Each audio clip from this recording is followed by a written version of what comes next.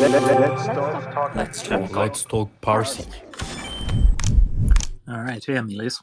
I think we've got everyone here now. I don't know if there's something strange going on with the spaces at the moment because we'd normally have quite a few people joining by now, but we had some issues getting it started in the first place. Here we go. Well, we'll get things started anyway while we wait for everyone just to join, and we'll have a recording up anyway. So, hey Kevin, hey Emilijus, how are you guys doing? I'm great. How you doing? Doing good, yeah, thanks. Yeah. Apologies for the voice. I've got a little bit of a cold, so I'm a little bit stuffed up today, but it's all good. So thanks anyone for joining us for another Twitter Spaces or X Spaces. I mean, I don't know about you guys, but I'm not sure I'll ever get used to calling it X Spaces. Sorry, you lot. But yeah. So we're also joined by Emilijus, who's representing our PARSIQ Biz Dev team, and Kevin Callahan, who is the CEO and co-founder of Uniblock. How are you doing? How's things going, Emilijus, as well? Yeah, hey guys, good to be talking to you again. Yeah, having just another day in the office. Happy to be joined by our partners again. So yeah, excited for the spaces. Awesome. So just to get things kicked off, Kevin, would you be able just to give us like a quick intro to Uniblock, just for anyone who's not already familiar with the platform, what you guys are doing? Absolutely, yes. So first off, thanks for having us, and thank you to everybody who's listening. Honestly, this is gonna be the highlight of my week. I was really looking forward to it. But think of Uniblock as a unified API in Web3. And so with Uniblock, one API, you can add hundreds of different Web3 integrations into your product. And we're really excited to announce that PARSIQ is the newest integration. And so essentially what that means is if you're a developer, you can use our API, and now you'll be able to pull the best APIs from PARSIQ, which is really great. So that's us, and happy to dive in more. Awesome. So you're like the like blockchain developers Bible. You know, you're going to be the go-to place for any tools, any APIs they need. Yeah, I think that's a good way of putting it. And to go a little deeper, essentially, let's say you want to build a product and you say, okay, well, I need, data, I need RPC data.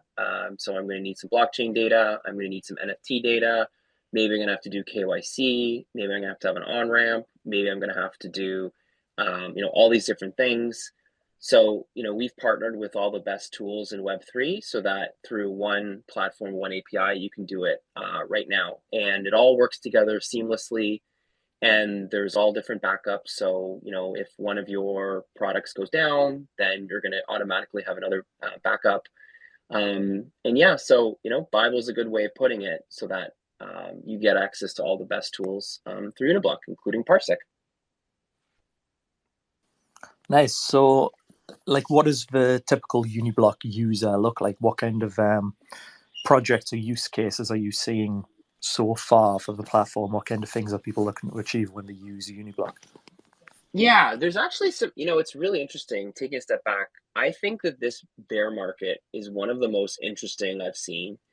And so if you think about all the different bear markets we've seen over the years, you ended up having the 2017 ICO boom. You ended up having, DeFi summer, NFTs. And now we're seeing a lot of people build really interesting products that we take for granted in Web 2. So for example, we're seeing a number of different social networks being built, which is really interesting. We're seeing a bunch of different tracking tools for user growth. We're seeing a lot of GA type or mixed panel type products being built. A number of different trading platforms.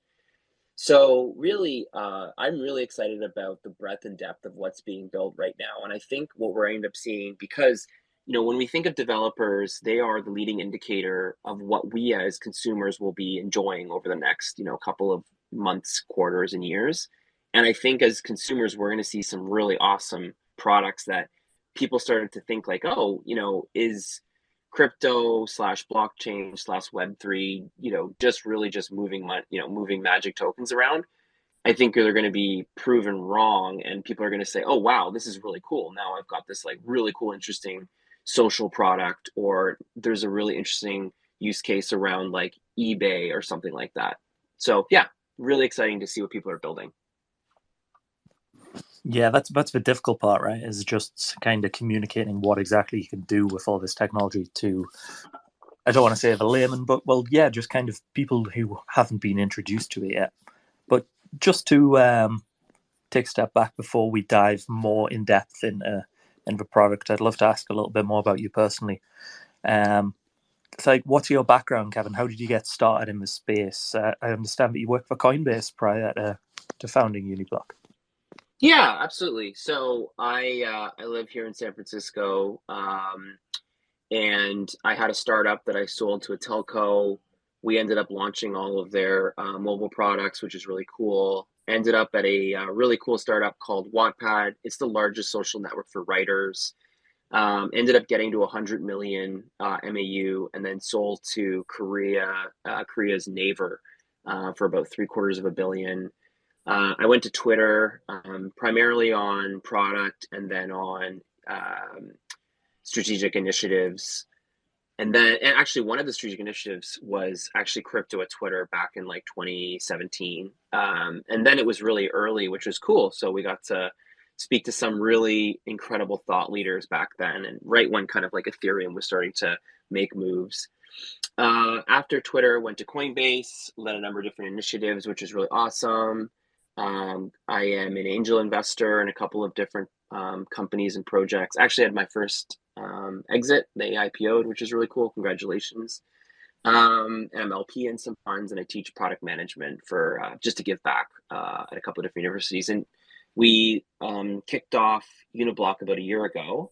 And yeah, we've been building and partnering and exploring ever since.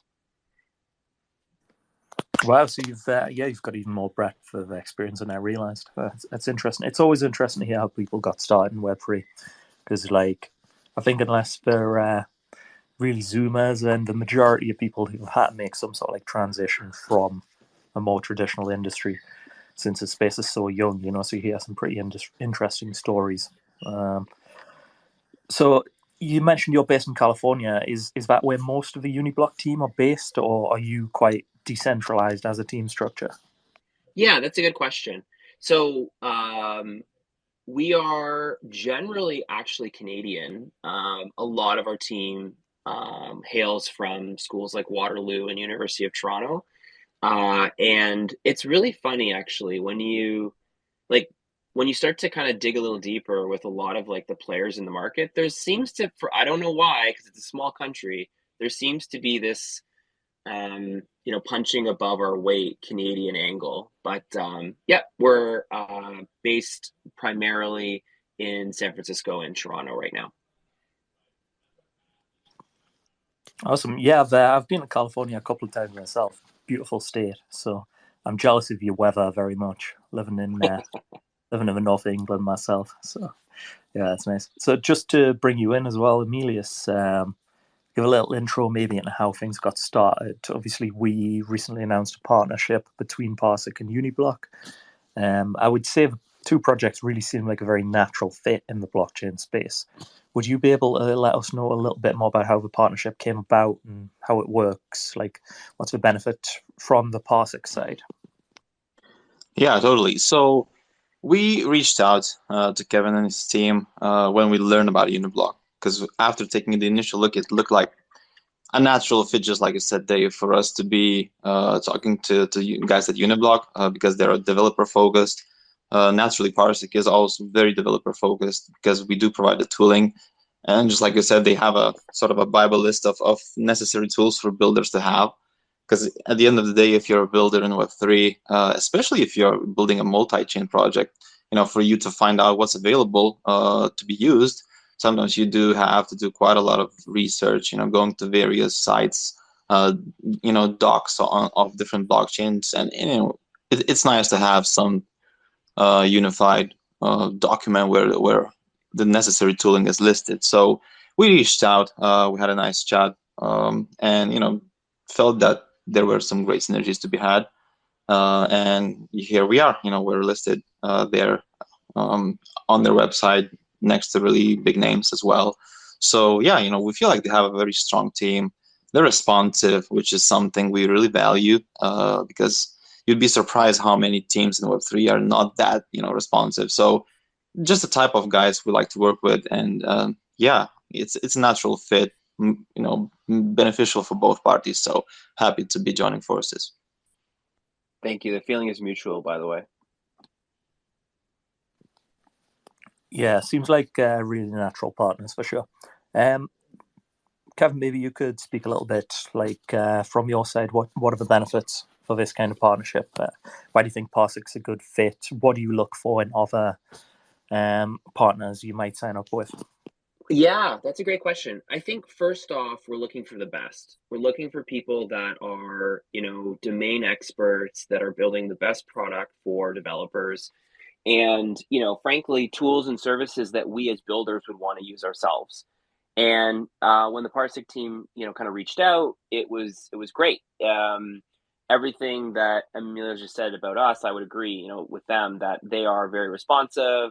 They're builders. They are trying to help our developers, our mutual developers, build interesting things. And so that's very valuable to us. And I think what we're looking for, like I said, I'll just reiterate, is, okay, what if we were building, what would we want to do? And if we're going to be building something, what tools and services do we need? And yeah, so for us, it's, we want to be the place where a developer can come and say, okay, I need a half a dozen different tools. It's all going to work together here. It's going to be the best in class. It's going to, it's going to be there over the long haul.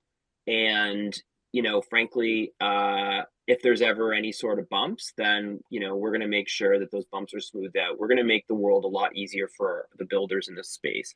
I think if you think about where we are right now in 2023, you've heard this before, but I do believe that we're probably in like 1992, 1993 of Web 1 and Web 2. And so all those abstract layers and all those services that we take for granted in Web 2 and Web 1, frankly, don't really exist right now. And it means that as a developer, you have to go and build these services by yourself. And really what accelerated the really awesome products that we just take for granted today are things that we don't have right now in Web 3. And so, if we were sitting around at a bar together having a beer in 93, our mental model of the internet would be, email, like electronic mail, and maybe like a library. That's the entirety of the web. And there's a few people that were seeing more than that, and they were building towards it. And so those tools that they started to build helped accelerate. And it wasn't until things like the AWSs of the world, the GCPs of the world, but even the iPhone of the world, the App Store, right now, if you want to build a website, it'll take you probably like 3 minutes, and it's practically free. There's so many abstract layers that are able to, build that in tools, but we don't have that right now. So the goal is, how do we make the life of developers easier so they can build all those really cool things that we were talking about around for the next boom that we're all going to enjoy as consumers. Right. Well, I don't know about you, Kevin, but I'm a millennial myself, so I remember those early days of the internet, and I remember just how much friction there was in trying to do anything, and like you say, I think we take a lot of what we do now for granted. I think it makes sense when you say blockchains or Web3 is in a very similar sort of place where we're now just looking to create that streamlined system where one day people will look back and go, I can't believe it was so difficult, How did the idea come about in the first place for this API? What sort of situation were you in that made you think this is something we need? Yeah, so we are builders ourselves, and we had built a bunch of different things and used a bunch of different tools. So we had kind of, first-hand knowledge. And, we were thinking about, okay, what are some of the analogs to Web 2, and what can we do that's different for Web 3? And it was like, okay, we don't want to compete with all these really great companies. There are literally hundreds, if not dozens dozens, if not hundreds of really interesting developer tools that are building in different verticals and spaces. And so what we want to do instead of competing with them is partner with them. And so it really just came down to, okay, what does accelerating companies like PARSIQ look like? Like, how do we help them, reach the next, billion users? How do we help them create more use cases for their developers? Like, how do we really accelerate this whole space? And I think it became, pretty clear over time that, if we can create this unifying layer, then we can take all these different tools, all these disparate technologies across, different chains, different ecosystems, different technologies, different verticals. We can kind of put them together into one spot so that a developer can move fast and they don't need to worry as much about the back end. We'll worry about the back end. We'll worry about the partnerships. We'll worry about the uptime. We'll worry about kind of the consensus algorithms. We'll worry about all that. And you, developer, just worry about building the coolest stuff for your customers, for your people. So that's how it came. And it's really been great because it means we get to meet people like yourselves and say, okay, PARSIQ's doing awesome stuff. How do we accelerate them? And that's how we got here. Yeah, so you guys are really focused on like bringing different protocols together. I just wanted to ask you as well, Emilijus, obviously like connecting infrastructure providers, blockchain developers, it can be a really tricky process at times. So what are your thoughts on what Uniblock are doing? I'm guessing this kind of platform could be a godsend from a BD perspective in terms of bringing those things together. Yeah, especially, like I said, if I'm putting myself in the shoes of a new project or a builder that has an idea and is looking for tooling, then this would be something that I would find myself really using a lot of the times. And yeah, especially for people who are, like I said, trying to look for sources and find only the best names, without having to filter themselves, the good from the bad. You have an aggregated list of tools to use, and now it's only about realizing which tools are good for the specific use case, fitting you the best. So of course, and also by having the chance to meet all those teams and have the connection probably facilitated by Uniblock is also always very useful. So yeah, for sure this is really great for us to have in our arsenal and being next to Uniblock in general. Yeah, so like you say, we'll talk a little bit about like networking and Web3, how difficult it can be to connect different projects. So like what's been the most successful for your team, Kevin? Do you guys frequent a lot of like Web3 events to network with different projects, or do you mostly do most of your communication online? Yeah, I mean, I think so. We are on our way to token. So shout out if anybody's in Singapore, please ping us. We'd love to meet with any of you, any builders. Would be awesome to meet. And we'll be there as well, actually. If you have the chance and a free slot in your time frame, then we have our CEO there. So I'd love to do that. Good. Let's do Yeah. it. Absolutely, 100%. Would love to meet with you. And yeah, and the offer is out to any builders. Like, hey, like, let's meet. Let's see what you're doing. Let's see how we can accelerate you.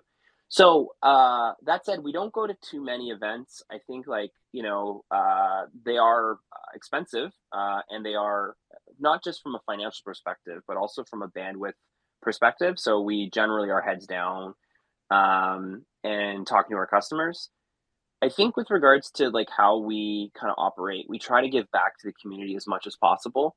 So we're constantly on the forums, just like helping people understand how to build things, what to build. My co-founders and I all teach, blockchain, product management, all kind of for free at various college and universities. So we're trying to give back. And yeah, I think it's probably the ethos of Uniblock is kind of how we go about doing our work, which is like, frankly, Web3 is global, which is another reason why we're going to token. We don't want to be in, kind of this like California bubble. And we get pinged and we get like heads up from partners and advisors and investors that are like, hey, this is a really cool project going on in, Egypt or something, and they're doing something really new and innovative. Can you chat with them? And the answer is 100%.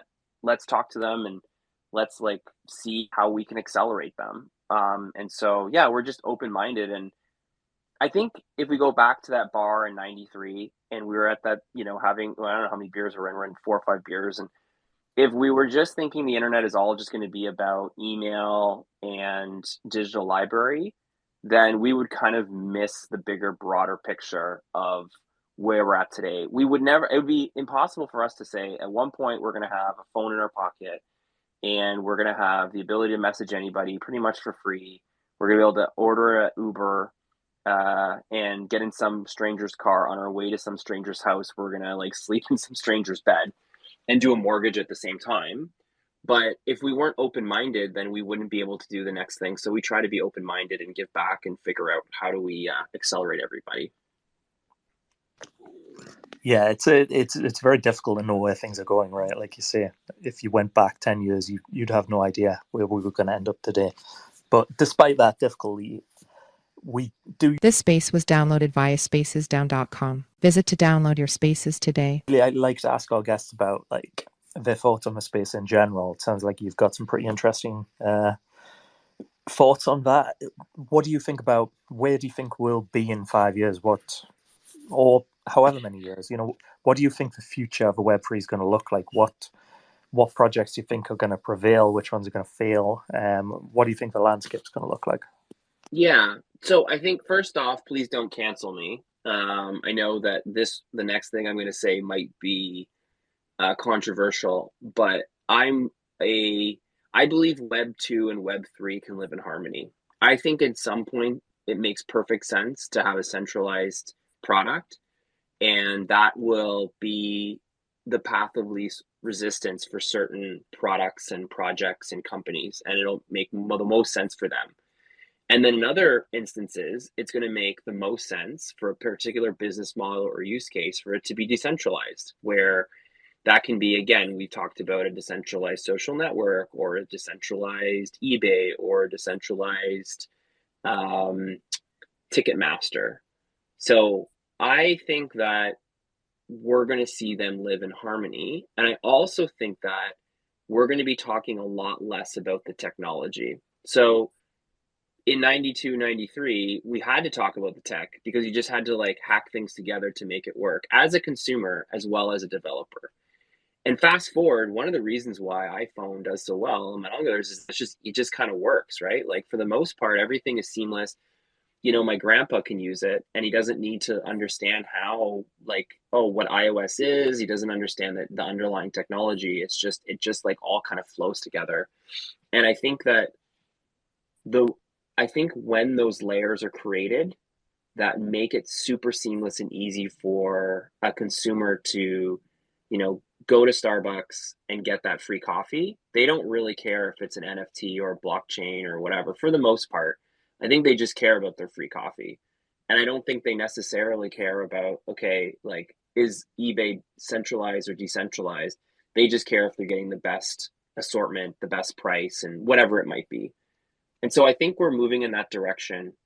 I think, again, the use cases of the internet in 92, 93 are email and electronic library or whatever. And right now, for a lot of projects, blockchain, so start off as crypto, move to blockchain, and now we're thinking about Web3. I think primarily it's something around the mean of exchange or of digital assets. And I think we're moving beyond that. I think that's really exciting to me. And I will say, to be honest, in the middle of a bear market where things are tough for a lot of people, it's hard to talk like this and feel every day you get up and you're like, absolutely, like this world is happening, like everything is great. But I think if you start to lose focus of, okay, the broader picture, then I think, that's where you start to lose out. So anyway, my take on all of this is that those products and services that creators and builders require in order to build that world are starting to be built. Hopefully Uniblock and PARSIQ can be a small piece of it. And then I think as consumers, we're going to start to have that benefit where, again, it's going to manifest itself in lots of different ways, but it's the consumer benefit, not the underlying technology that they necessarily care about, if that makes sense. Yeah, I agree. I think we need to focus on what we're trying to achieve at the end of the day, rather than necessarily focusing too hard on just ideological sort of foundations. It's something that's come up quite a lot for us. The idea, the discussion between decentralized and centralized, and for us as a data provider, there's fairly significant benefits towards a certain amount of centralization. The further you decentralize, the more you deal with high latency and various different issues, as opposed to just having a centralized solution, which can be trusted, obviously. I just want to bring you in as well, Emilijus, just to give you a chance to respond to that. What do you have any thoughts on the subject? Yeah, in my time so far in Web3, I've learned to, the fact that expecting and trying to predict things, it's so difficult. So if we talk about, for example, the next bull run, the next narratives, is always quite difficult to see what's exactly going to be, the biggest difference as compared to, let's say, the previous bull market. But if we talk about long term and the outlook of decades, years, then I do completely agree with Kevin. I think people will use blockchain without knowing they're using blockchain. And I know this is really being talked about a lot, and this has been said a lot of times, but that's how it goes. It's a natural path of evolution. Initially, it's something is just accessible to a small number of people. Then it goes mainstream. Then it goes completely being a part of our world. So blockchain will be there in that status, I think, pretty soon, but probably not in the next 1, 2, 3 years, in my opinion.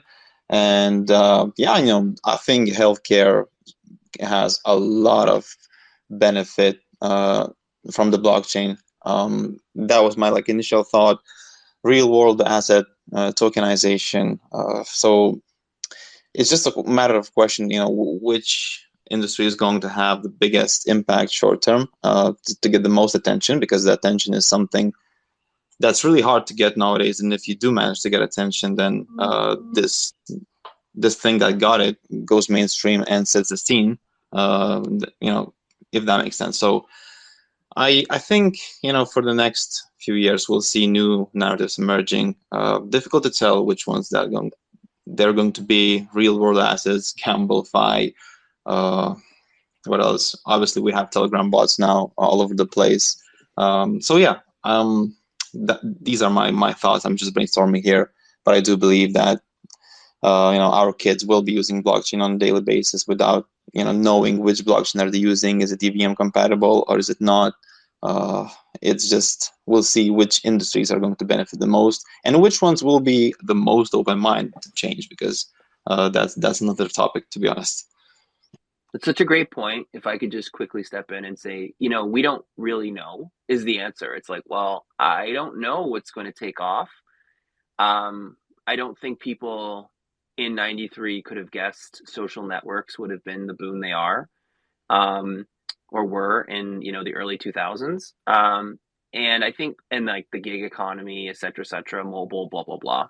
But I think, take a step back and saying, okay, well, as long as we're building the infrastructure and the tools, then you can think of things like all the interesting problems that people are trying to solve, like logistics for automotive, or voting in certain parts of the world, not necessarily at a federal level, but even it can be your local condo or your charity. Identity, you mentioned healthcare. I love that example, because again, sometimes we that are living in the West assume the world is like it is for us, but it's not necessarily. Some people are ahead in some ways and they're behind in others. So we don't really know is the answer, but it's super interesting to think yeah, people are trying to figure out healthcare. And what does that mean? You can tokenize your data. You can, maybe understand how the data is, working. You can potentially monetize it, which is happening right now in the US, like healthcare system. They're all like selling your data behind your back. Maybe you can get a piece of that in an interesting way. But anyway, the answer is we don't know. The difference right now, I think, in the last even 6 months is that a lot of well-known companies are eyeing the space, which really wasn't the case a couple of years ago. You've got more and more big names, from the Visas of the world to the Reddits of the world, thinking about how they can potentially leverage either in a direct or indirect, so adjacent way.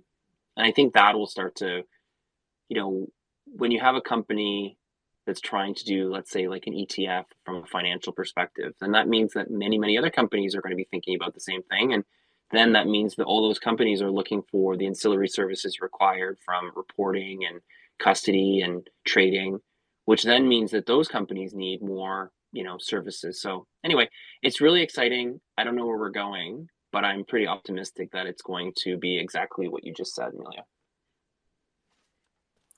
Yeah, it sounds like we're all on the same page. I think it's very difficult to know where it's going, but I think given the amount of interest that is shown, like you say, by really big players, it doesn't seem to be going away anytime soon. But I think we do need to reach that point where, like you say, you don't even know you're using blockchain, essentially, right? I mean, excuse me, so full of cold. But in the early days of the internet, anyone using the web now, nobody thinks about, what servers the information is getting routed through. They don't think about the back end at all. You just log on, you use it. So I think we need to reach that point with blockchain. And I know you guys probably, if you've been to different events and stuff, you've probably experienced the same thing as me, where like I've been to events where they're giving away like free coffees and stuff, and you've got to get an NFT and download a specific wallet and stuff in order to go and show that to the coffee vendor and then get your coffee. And it's just beyond complicated, so we need that simplification, really. We need to remove some of those roadblocks.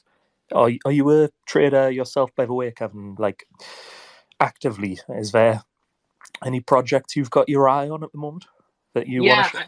Yeah, what's interesting? So you asked a question earlier on, and I gave you my answer, but I neglected to say that how I got into this space is I'm very fascinated, interested in investing and financial services, and so that's kind of something I'm interested in. And adjacent to that, Wattpad was backed by Union Square Ventures, so kind of like Albert and Fred Wilson, who are also investors in Twitter. So that relationship continued on. And also, Fred's on the board of Coinbase, which he actually, I wouldn't say convinced, but said, hey, you should go join Coinbase. And so Fred, for many years, had his daily blog.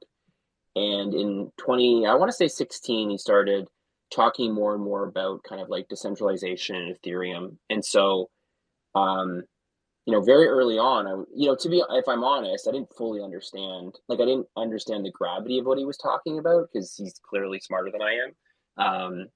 But early on, I was like, oh, this is interesting. Like, it's like, okay, so there's like this like financial aspect to it. There's also this technology aspect with what are called smart contracts, and you can kind of like program it. Like, this is a really interesting paradigm. So I think for me, I'm interested in the space because of that. And I think when you start talking about different projects, there's like literally dozens and dozens of projects. And but I do think right now, a lot of what I'm focused on is empowering the builders. So, and I mean that, clearly is what we're doing at Uniblock, but I think, shout out to the 0x people,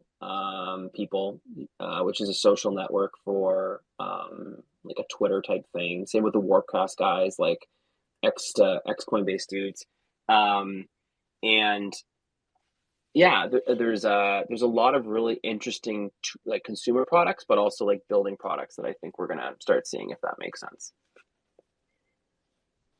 Nice. So since we've touched on the subject, I just wanted to ask you a little bit about what your plans are for Uniblock over the next few years.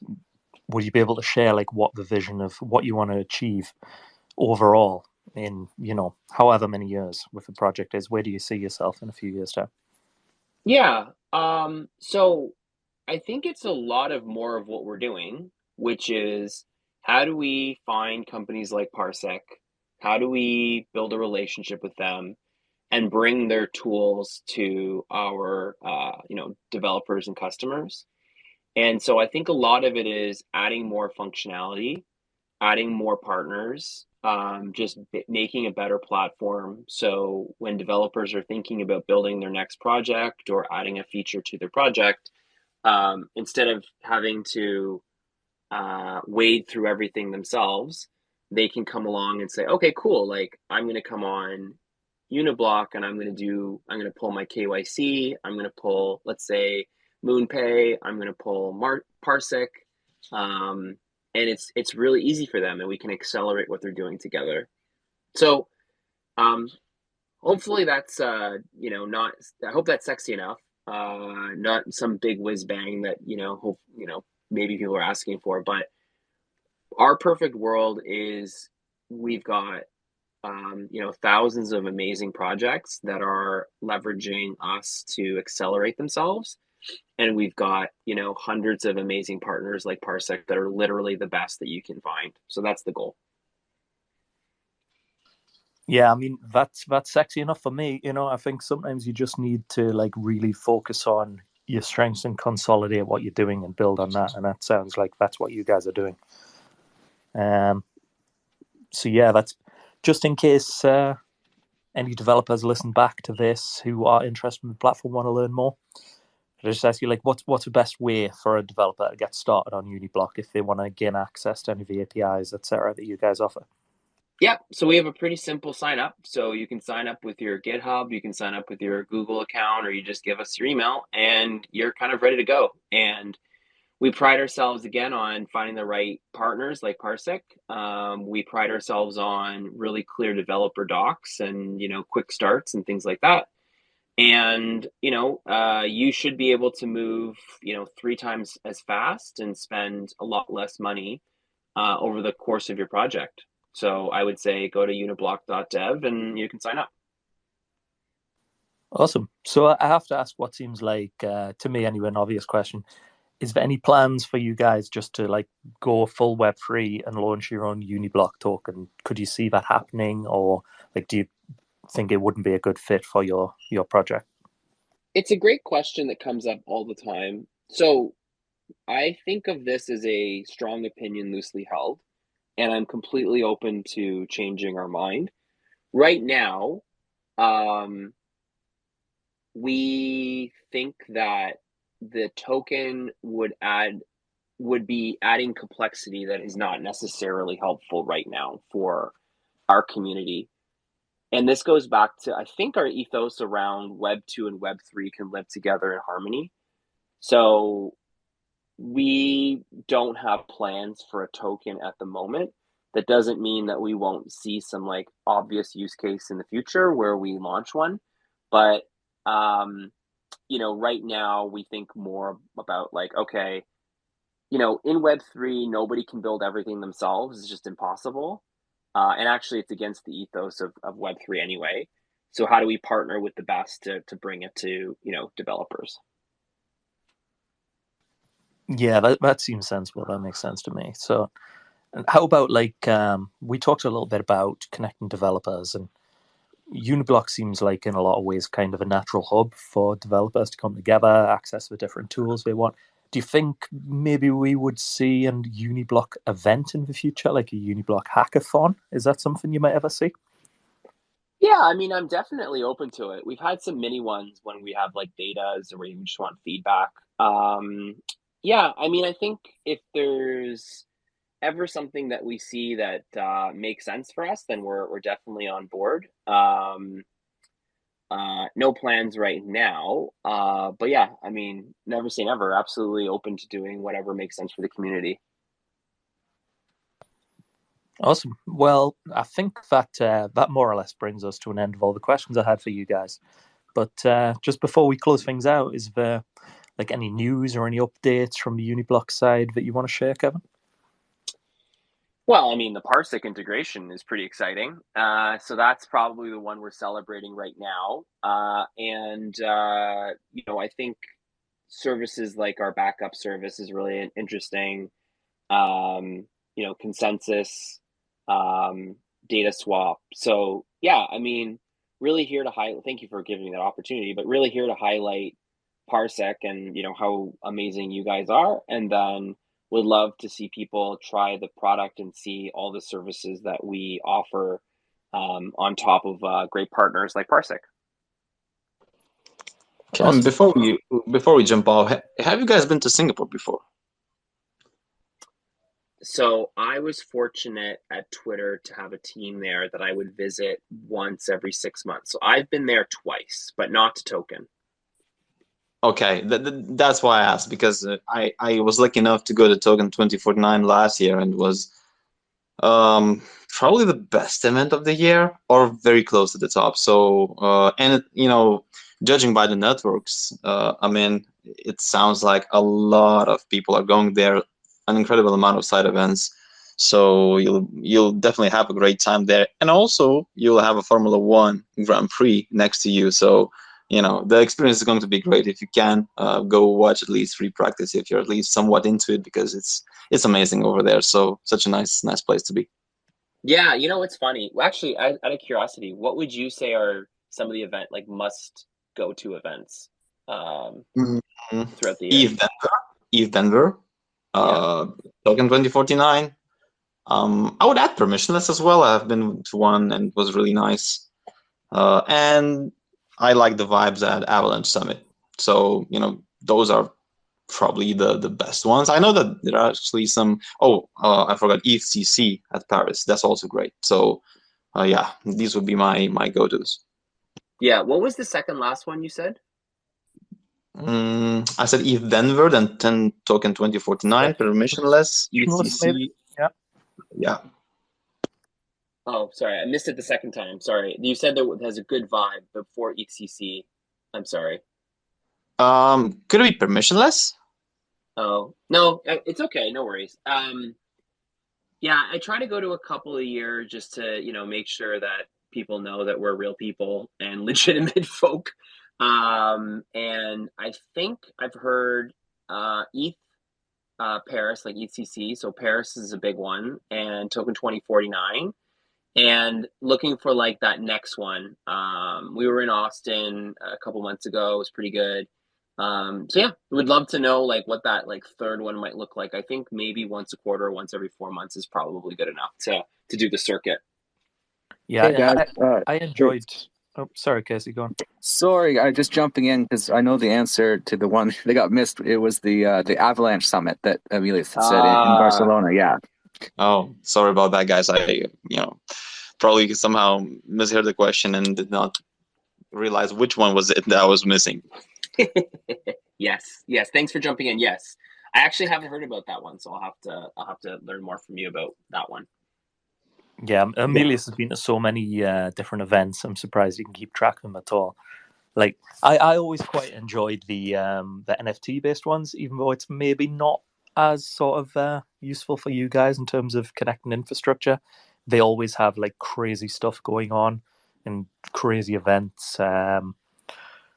Different stuff showing up on stage. I went to NFT LA and it was like you had Charlie Sheen marching in with the brass band into the auditorium, and it's just like it's never boring. Yeah, I also just really like Singapore and Paris. So I mean, I guess it's also not a bad thing if you love the city or the country. So maybe that's another filter to decide where we're going to go next. Yeah, for sure. I think our CEO mentioned that at Token 2049 this year in Singapore, there was something like, I think, 250 plus different satellite events going on at the moment. So it looks like it's shaping up to be pretty huge. So I'm sure you'll have a good time. I actually at some of my days I'm 11 booked on the same hour. I don't know what that word is, because you got like double book, triple book, but I've never heard of 11 booked. So it's going to be a wild little while. Wow. Yeah, you're going to need some rest after that event, I think. Absolutely. All right. Well, it's been great talking to you, Kevin. I've enjoyed it anyway. I'm not sure what's going on with Twitter Spaces at the moment, but it's been fun anyway. And I'm sure we'll be hearing a lot about you guys in the future. Seems like you're doing some awesome stuff. So I wish you guys all the best. And thanks to anyone that's listening back to this. We will see you all next time. All the best, guys. Thanks, Kevin. It was nice talking Thank to you all. you. Great talking. Take care. Let's talk PARSIQ.